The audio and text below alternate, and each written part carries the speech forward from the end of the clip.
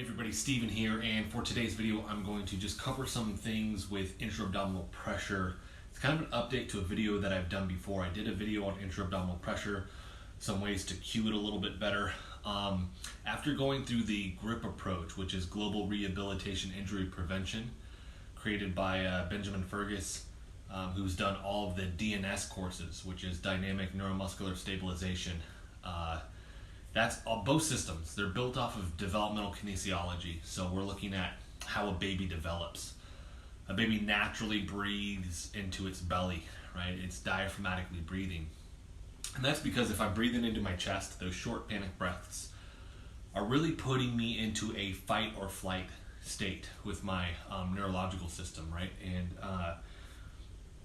we don't want to do that day to day. Not only that, when it comes to lifting, I actually want to fill this second chamber down here, right? I want to breathe into my belly so that I have internal support for whatever external force I'm going to be applying to my midsection, right?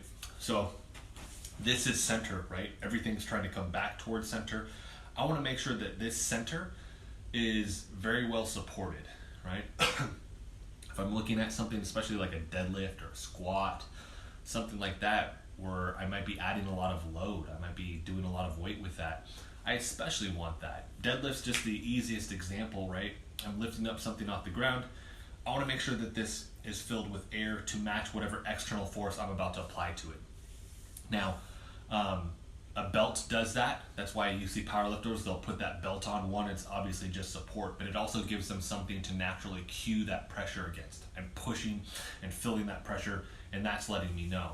DNS has some belts. It goes across the stomach, and then it has little, they're like half balls that come out on it that push into the stomach, and there's, I think, 6 of them, so that you get these pressure points so you know if you're lacking in an area. So when we breathe into the belly, we want to fill this thing as a full cylinder, which is usually a lot harder for people to do. A lot of times people are just pushing pressure out into their stomach, and that's one of the things that I want to address today. And like I said, this will be an update to that other video, because even going through the GRIP, we kind of realized everybody that I did this with, who are good friends of mine and chiropractors and trainers and stuff like that, that we were all kind of doing that a little bit. And Benjamin just has some amazing cues with GRIP, so I'll link to his website so you can check that out.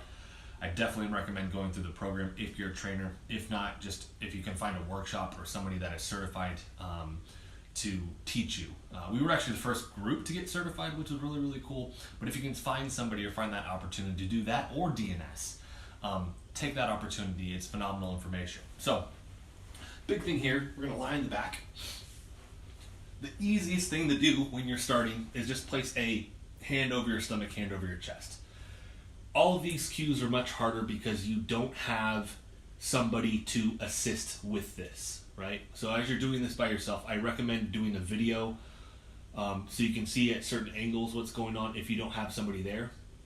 If you do have somebody there where they can look, right? So you have internal perception of what's going on, and then you're getting like external cues as well. Or you can watch somebody do it, like myself, right? Or have somebody else try it with you. So with this, hand over the stomach, hand over the chest. Now, when we breathe, typically people are breathing into the chest. We don't want any movement out of this hand on the chest. We really just want to breathe into the stomach here. So I'm breathing in through the nose, and I'm trying to fill this chamber down here with as much air as I can. Now, just starting there, that's the easiest thing that I can do for you, right? And whether or not my legs are bent or flat right now is up to you. Can I fill this with air, right? Now, from there, what we look at is quality of that, right? One, it's the ability to really just breathe here. Second thing is quality. So with GRIP, one of the things Benjamin talks about is he wants a tenting effect. So one of the things that we look at, my ribs, because my thoracic spine is tight, my ribs are actually flared up right now. So he pushed on them to make sure that they could move, right? My ribs can move. So when I breathe in, because my ribs are flared a little bit, we get a little bit of a divot on the sides here. That's one of those things where we want to smooth that out. A lot of people get a divot here as well in the middle of the stomach, or there's not any pressure in these lower pockets. 3 ways we can cue these things. We can cue it through pressure. That's the easiest one. That's just the most basic. So if I breathe in, we usually do it with these lower pockets, but if I'm up here too and I notice, hey, this isn't smooth, I could push a little bit of pressure with my fingers, and then I could try to breathe and push that out a little bit. I'm not actively flexing it out. I'm pushing it out by adding more pressure there, which means I'm just taking in more air, okay? A second one you can do is vibration. I could vibrate a little bit here because I feel that vibration. I'm getting neurological feedback, and I can try to fill that out, and it smooths out a little bit. The last one is pull, which is really, really hard if you're doing this yourself. Especially if people have like a little bit of a divot here right above the belly button. You can grab the skin of the belly button and pull up. And you'll feel that skin pull, right? That creates a sensation. If I breathe more into that area and I do fill that out, that sensation diminishes because I'm actually filling into that pull. We do it with Kinesio Tape. We'll cut a sliver. We'll actually put a tag on the body. We'll fold it over. And then the person can actually grab the tag. You pull up and then away, either if you have Kinesio Tape or if you're using skin, right? I'm going to pull the skin away from the area, and then I'm going to pull down slightly. And I can feel that that's filled out a little bit. So we use those 3 different ways for that. This is really, really good when you understand how to do it with yourself, because now I have a neurological feedback loop. It's one thing if I cue. So if I'm doing it with you, right, and I cue it on your body, that's me externally cueing you. So all you're really getting is a sensation from me pushing wherever, vibrating, pulling, whatever. If you do it with your own hand, you're getting the sensation of the neurological feedback from your actual fingertips, and then also from wherever you're poking, vibrating, or pulling on the skin. So you're getting 2 different neurological inputs. It does make that a little bit easier, a little bit better in my opinion. Deep breath in, and then the second part. Once we kind of master that a little bit, we can move on to making sure we maintain intra-abdominal pressure, and then as we exhale, right, we're not losing all of that. So as I'm here, if I push a little bit of pressure here, and I breathe out, there's still some pressure that's being maintained there. I am not flexing my abs throughout all of this. We're never flexing our abs, and that's one of the things that I did initially, is I feel that this would be super tense and I'm squeezing and I'm trying to force pressure. We're naturally letting that fill out. I'm not flexing, right? So check. Am I flexing? Am I loose? Nice and loose. We're good. Not flexing my abs. Under load, we allow the load to dictate how much that's going to tighten up, right? I believe doing that up to a certain point. When you start getting to hundreds of pounds and you're doing a squat or a deadlift, you're going to have to brace. That's hundreds of pounds. When you're lifting, you're doing 50 pounds here, a little bit there, what the normal person lifts, right? The average person lifts, you're not going to have to do that, right? Let the load dictate how much you're going to flex in that area. It's going to be a natural response, okay? But the ability to maintain this, because we, for instance, on the deadlift, we don't just exhale everything when we're done. When I breathe in, I maintain this through the lift, but I might need to take a breath at the top. I don't just completely exhale everything so I can push my fingers in, and it's just, I've lost all that support. You're still under load at the top of the lift, right? So what we do is we push pressure here, right? And I'm pushing this way, right? I'm pushing up. And then I slowly exhale. Now this will diminish a little bit, but I'll still feel that there's pressure there. The way your body maintains that pressure, you're going to feel a weird internal sensation, because my diaphragm runs underneath my ribs here at the very bottom, kind of goes right across here. It's separating this top chamber from the bottom chamber. You're going to feel it. It's going to actually flex and push down. It's a weird, deep internal sensation right here underneath your sternum a little bit. At least it is for me. Everybody kind of feels something a little bit different, but just that deep internal pressure as that flexes down, right? So then we work on our ability to do that. And with this, I'm taking a deep breath in, slowly exhaling, and we can do a breathing box, right? 3-second inhale, 3-second exhale. And then I breathe back into there, and there's still pressure there. Once you have the ability to do that, then we can actually move on to more advanced movements, like dead bugs and things like that. Even to start here, I'll breathe in and I'll bring my arms up and I'll maintain intra-abdominal pressure. I'll come back and I'll tap and I'll come up. Throughout the whole thing, I'm maintaining intra-abdominal pressure, right? But I still have to breathe. So gaining that ability to do that. And that's a skill that takes a while that you have to learn, right? But once you have it, you're going to be safer in all of your lifts. And that's the main thing with all this. One, we're doing the natural breathing pattern we should be doing. Two, it makes all of your lifts safer because center is supported, right? It has that internal pressure to match external force so that you don't hurt yourself. For this, I would just alternate. Coming back, contralateral, I'll feel this pocket and I'll check on this pocket. Is that as full as it could be? Let's fill that out, right? Let's make sure we're full on this lower end and then I come back out. Same thing. Check. Are we full at this opposite pocket, which is where I need that support the most? Good. But am I still full on this side? Good.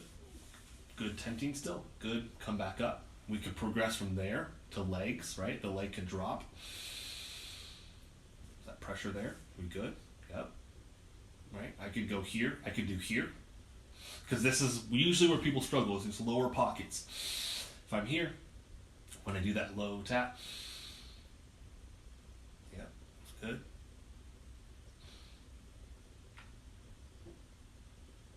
We could go there.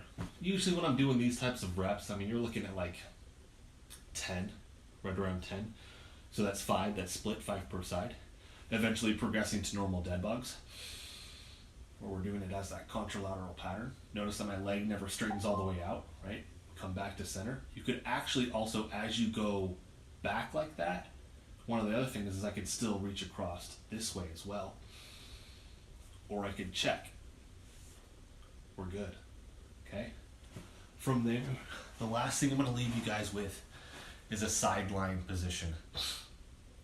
This one especially is a little bit more difficult in terms of getting the proper alignment, because what happens is people end up kinked. So instead of in line with the spine here, and this would be where my head would be, it looks like a straight line from my cervical spine all the way down.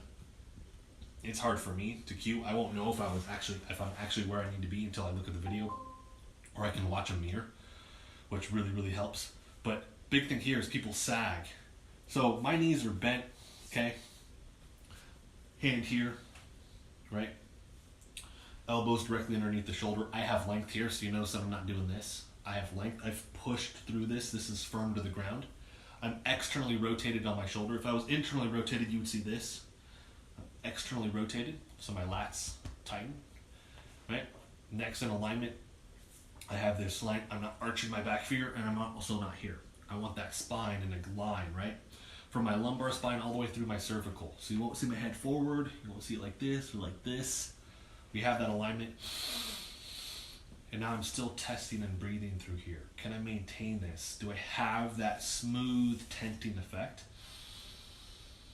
Am I breathing here? You might just start by just holding this position and breathing here and then checking quality over time. From there are more progressions such as reaching patterns where somebody pushes against you to test this, so anti-rotation patterns. There's so many cool things that I'll eventually cover and share with you guys that are progressions from all of this stuff. But here, I mean, you could just start with holds, right? Can I breathe here? Is the quality there? And that's a big thing. That's what I wanted to showcase with the video. Working on quality of it. I'm not clenching my abs, right? We're just naturally breathing into that space, allowing it to fill up. That quality is there, that tension is there. I don't have any weak points. If I do, we're trying to improve those, okay? With all of this stuff, it's just something to test. If you wanted to do the sideline position, my recommendation is 20 to 30 second holds to start checking the quality, right? You might progress more. You might go 45 seconds, maybe even a minute, right? I wouldn't go really much further than a minute. You might just drop your hips down and then pull back up and see if you can get there. Treat it more like reps, right? So as I'm here, right, I might start in a position where I'm not supported, right, where I'm just like lying there, and then it's my ability to pull up, and can I get here, right, and I know where to get, hold it 5-10 seconds, and then like essentially like deload that for a second. So what we're trying to do with that, or if you wanted to even treat it as a more complex pattern, you would actually start here, and then you would rise up, and then now I'm here, and then I would fall down like this. This is another grip and DNS position. It's actually how a baby tries to reach up to get something. So that's a developmental kinesiology pattern. You can treat it like that. I will do a more in-depth video because there's a lot going on with that, but that is something that you could just toy around with for right now. Get here, hold that. I maintain intra-abdominal pressure through the whole of that. The other one, just lying on the back, same thing, working on quality, where you need to increase pressure using those 3 different variations where we could apply pressure, we could do vibration, we could also do the skin tag with the pulling sensation. And then eventually moving towards arm reaches, leg extensions, and then even dead bugs. From there, like I said, there are more complex patterns that we will eventually get to. Big thing here is just looking at quality here, improving this skill, taking this skill and then applying it to whatever you're doing. If I'm walking, I still breathe into the belly. I don't want to always have that fight or flight mechanism turned on with my body, or I'm breathing into this top chamber. I want to be in a calm state. If I'm breathing diaphragmatically, I'm in that calm state and I'm not stressed out, right? And I don't want to be in a stressed out state all day long, which is why people get so much tension in their upper shoulders. So walking, I'm not under a ton of load. I'm really using like 5, maybe 10% when I'm walking. As you start to like run or sprint, that's increasing now. Same thing with lifting. If I'm doing a freestanding squat, I have some intra-abdominal pressure for sure. I don't need 100%. I'm not under a tremendous amount of load. You give me a kettlebell and now I'm doing like a goblet squat and it's pretty heavy. That's increased. Now we're looking at like 60, 70%. It's increasing with the amount of load. When you initially start, it might be an all or nothing. You either can create intra-abdominal pressure, you can't, and that's okay. Over time, you'll acquire the skill of being able to moderate that better so that as you're doing the movement, you can dictate how much you need, right? You can kind of tug back a little bit on it, or you can increase in the moment. This will help your back a ton with these lifts.